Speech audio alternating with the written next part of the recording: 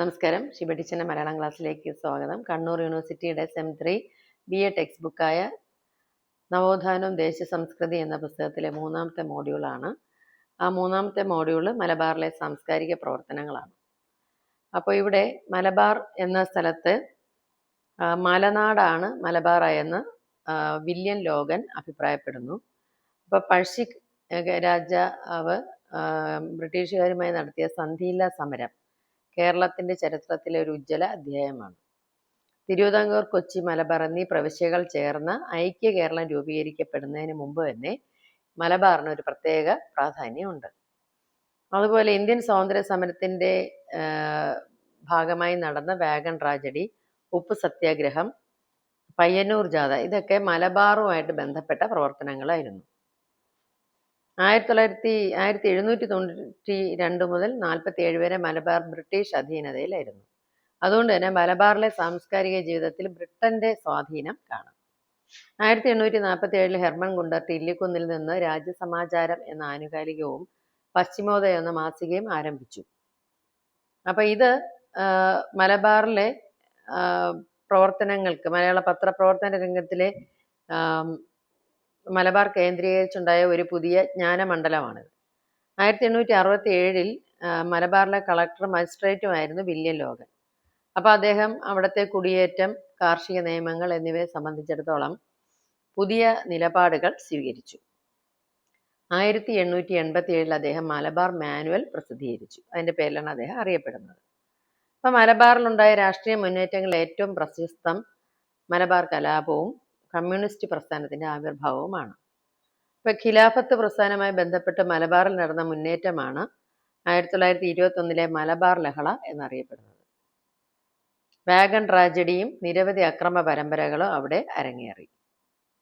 1921 മാപ്പിള ലഹള, മലബാർ ലഹള എന്നിങ്ങനെ പല പേരിൽ ഇത് അറിയപ്പെടുന്നു.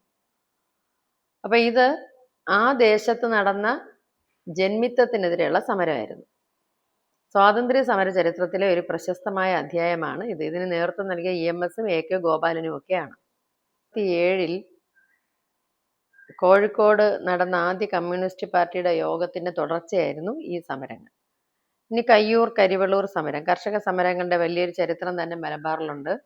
വടക്കേ മലബാറിലെ കമ്മ്യൂണിസ്റ്റ് പ്രസ്ഥാനവുമായി ബന്ധപ്പെട്ടതാണ് കയ്യൂരിലേത്. അപ്പൊ കൃഷിക്കാരുടെ ആവശ്യങ്ങൾ വകവെച്ച് കിട്ടുക, അനാവശ്യമായ പിരിവുകൾ നിർത്തുക എന്നിവ നീലേശ്വര രാജാവിന് ഒരു നിവേദനമായിട്ട് കൊടുക്കാൻ കർഷക സംഘം തീരുമാനിച്ചു.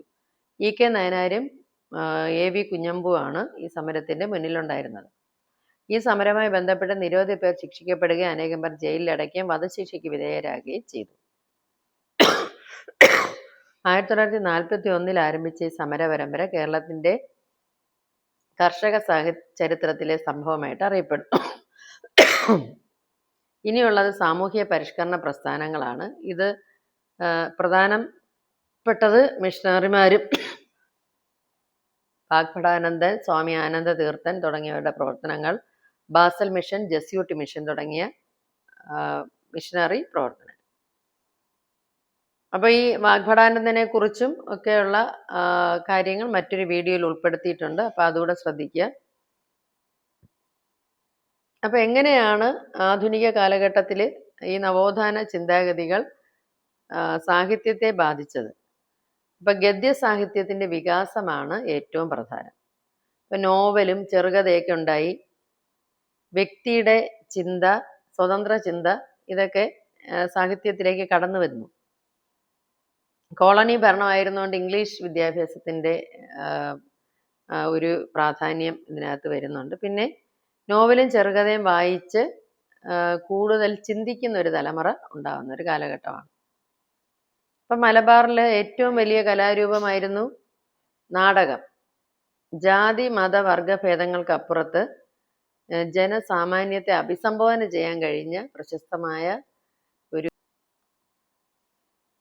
അപ്പൊ ഇതിനകത്ത് നാടകങ്ങളിൽ വിദ്വാൻ P. കേളു നായരുടെ നാടക പ്രവർത്തനങ്ങൾ പ്രത്യേകം എടുത്തു പറയുന്നുണ്ട്. അപ്പൊ അദ്ദേഹത്തിന്റെ സംഗീത നാടകങ്ങൾ ദേശീയ ബോധവും സമര ആവേശവും ഉണർത്തുന്ന ആശയങ്ങൾ ഉള്ളതായിരുന്നു. അയിത്തത്തിനെതിരായിട്ടുള്ള അദ്ദേഹത്തിന്റെ നാടകമാണ് പാക്കനാർ ചരിതം. ഇപ്പൊ സമകാലിക വിഷയങ്ങളാണ് അന്ന് നാടകങ്ങൾ ഉണ്ടായിരുന്നത്. വി.ടി. ഭട്ടതിരിപ്പാടിന്റെ അടുക്കളയിൽ നിന്ന് അരങ്ങത്തേക്ക്, എം.ആർ.ബിയുടെ മറക്കുടയ്ക്കുള്ളിലെ മഹാനരകം, എം.പി. ഭട്ടതിരിപ്പാടിന്റെ ഋതുമതി, ഇത് മൂന്നും നമ്പൂതിരി സമുദായത്തിന്റെ ക്ഷേമത്തിന് വേണ്ടി എഴുതപ്പെട്ട, അവരെ വിമർശിച്ച നാടകങ്ങളാണ്.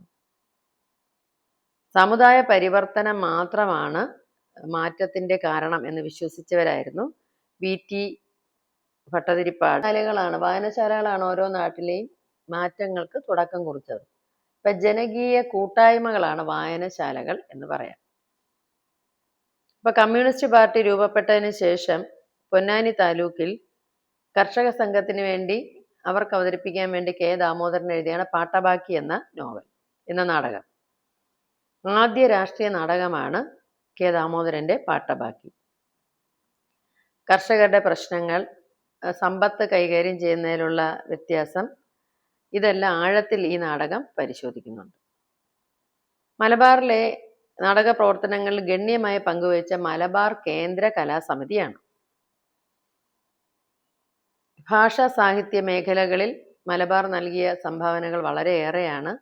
തെയ്യം തുടങ്ങിയ അനുഷ്ഠാനങ്ങൾ, വടക്കൻ പാട്ട് പോലെയുള്ള വാങ്മയ ചിത്രങ്ങൾ, ദഫ്മുട്ട്, ഒപ്പന തുടങ്ങി അറബി മലയാള മാപ്പിള സാഹിത്യത്തിന്റെ ഒരു കലാകേന്ദ്രമായിരുന്നു മലബാർ.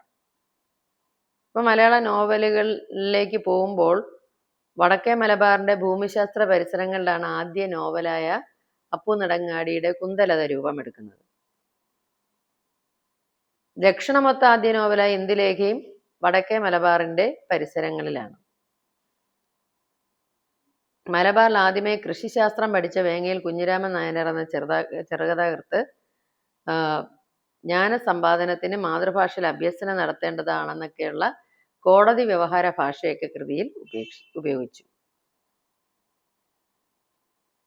അപ്പോൾ ഉത്തര കേരളത്തില് ചെറുശ്ശേരിയുടെ മലയാളം എഴുത്തച്ഛന്റെ ഭാഷാക്രമ കണക്ക്, പുന്നശ്ശേരി നമ്പൂതിരിയുടെ സംസ്കൃത പാഠശാല, ബ്രിട്ടീഷ് ഭരണകാലത്തെ ഇംഗ്ലീഷ് വിദ്യാഭ്യാസം, ഇത് എല്ലാം കൂടെ ലയിച്ചു ചേർന്നാണ് മലബാറിന്റെ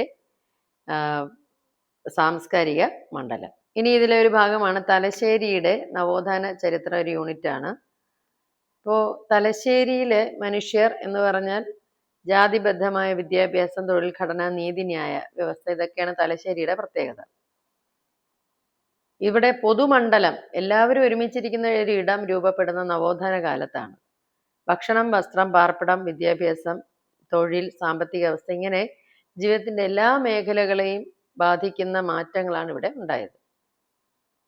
ഒന്ന്, തലശ്ശേരിയുടെ ബ്രിട്ടീഷ് കൊളോണിയൽ പശ്ചാത്തലമാണ് ഈ മാറ്റങ്ങൾ ഉണ്ടാക്കുന്നതിന്റെ ഒരു കാരണം. രണ്ട്, മിഷണറിമാരുടെ പ്രവർത്തനങ്ങളാണ്.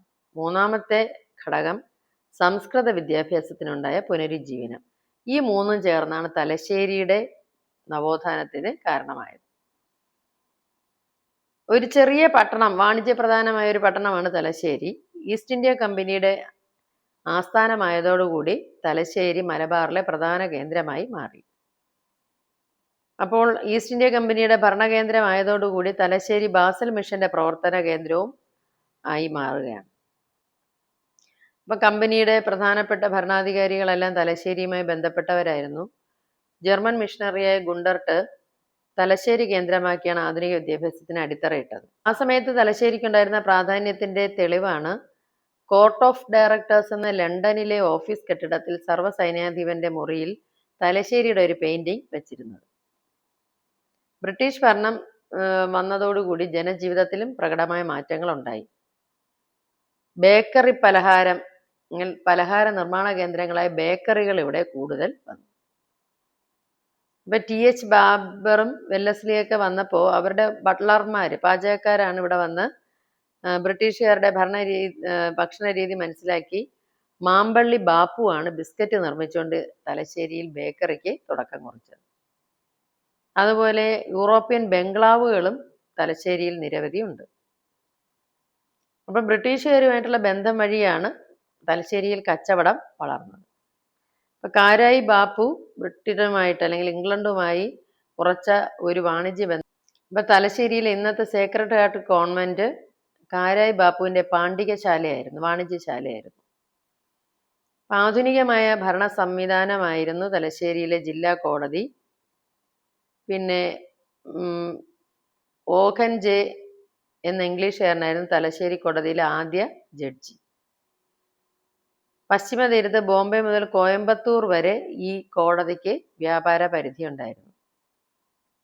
കടുക്ക കൊണ്ടുള്ള മഷി ഉപയോഗിച്ച് കൈകൊണ്ട് എഴുതി തയ്യാറാക്കിയവയായിരുന്നു അന്നത്തെ വിധിന്യായങ്ങൾ. ബ്രിട്ടീഷ് സാമ്രാജ്യത്തിനെതിരെ പോരാടിയ പഴശ്ശിയെ നേരിടാൻ ബ്രിട്ടീഷ് ഗവൺമെന്റ് നെപ്പോളിയനുമായി യുദ്ധം ചെയ്ത ആർതർ വെല്ലസ്ലി പ്രഭുവിനെ തലശ്ശേരിയിലേക്ക് കൊണ്ടുവന്നു. വെല്ലസ്ലി പ്രഭുവാണ് തലശ്ശേരിയിൽ ക്രിക്കറ്റ് കളിക്ക് തുടക്കം കുറിച്ചത്. ടീമിന് അംഗങ്ങൾ തികയാതെ വന്നപ്പോൾ ക്രിക്കറ്റിന് ജനകീയ കലയാക്കി സാധാരണക്കാരെ കൂടെ ഉൾപ്പെടുത്തിക്കൊണ്ട് അദ്ദേഹം ക്രിക്കറ്റ് ടീം രൂപീകരിച്ചു. അപ്പൊ വെല്ലസ്ലി പ്രഭുവിന് എവിടെ ചെന്നാലും ക്രിക്കറ്റ് കളിക്കുക എന്നൊരു ശീലം ഉണ്ടായിരുന്നു. അങ്ങനെ തലശ്ശേരിയിൽ ക്രിക്കറ്റ് ടെലിച്ചറി ടൗൺ ക്രിക്കറ്റ് എന്നുള്ള ഒരു ക്ലബ്ബ് തന്നെ രൂപീകരിക്കപ്പെട്ടു. അങ്ങനെ തലശ്ശേരിയിലെ സ്പോർട്സ് ക്ലബ്ബുകൾ 40ഓളം ക്ലബ്ബുകൾ സ്ഥാപിക്കപ്പെട്ടു. അന്ന് താരങ്ങൾ 21 കിലോമീറ്റർ അകലെ വരെയുള്ള കണ്ണൂരിൽ വരെ പോയി ക്രിക്കറ്റ് കളിച്ചിരുന്നു. വെള്ളക്കാരും ജഡ്ജിമാരും എഞ്ചിനീയർമാരും തൊഴിലാളികളും ക്രിക്കറ്റ് പിച്ചിൽ അണിനിരക്കുന്ന ഒരു കാലം അന്ന് ഉണ്ടായിരുന്നു. അതുപോലെ ഇംഗ്ലീഷുകാർ തന്നെയാണ് ഹോക്കിയെയും വളർത്തിയെടുത്തത്. അപ്പൊ ഈ കളികൾ തലശ്ശേരിക്കാർക്ക് ഒരു പുതിയ അവബോധം കൊടുത്തു. പിന്നെ തോട്ടകൃഷികൾ ആരംഭിക്കുന്നത്, ഏലം, കുരുമുളക് തുടങ്ങിയ തോട്ടകൃഷികൾ ആരംഭിക്കുന്നത് തലശ്ശേരിയുമായി ബന്ധപ്പെട്ട സായിപ്പന്മാരുടെ പ്രവർത്തനങ്ങളിൽ നിന്നാണ്. ബ്രിട്ടീഷ് ഗവൺമെന്റ് അടിമകളെ കച്ചവടം ചെയ്യുന്നത് നിരോധിച്ചു. പിന്നെ പുലയർക്ക് കൃത്യമായി കൂലി കിട്ടിത്തുടങ്ങി. ഇങ്ങനെ പരമ്പരാഗതമായ ഒരു ജീവിത ശൈലിയെ ഉടച്ചു വാർക്കുന്ന രീതിയിലാണ് കൊളോണിയൽ ഭരണം പ്രവർത്തനം നടത്തിയത്.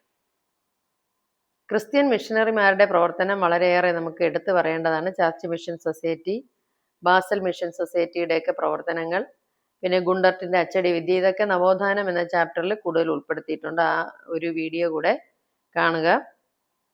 കേരള പഴമ എന്ന ഗുണ്ടർട്ടിന്റെ പുസ്തകത്തിൽ നിന്നാണ് പഴയ കേരളത്തെക്കുറിച്ചുള്ള പ്രവർത്തനം നമ്മൾ മനസ്സിലാക്കുന്നത്.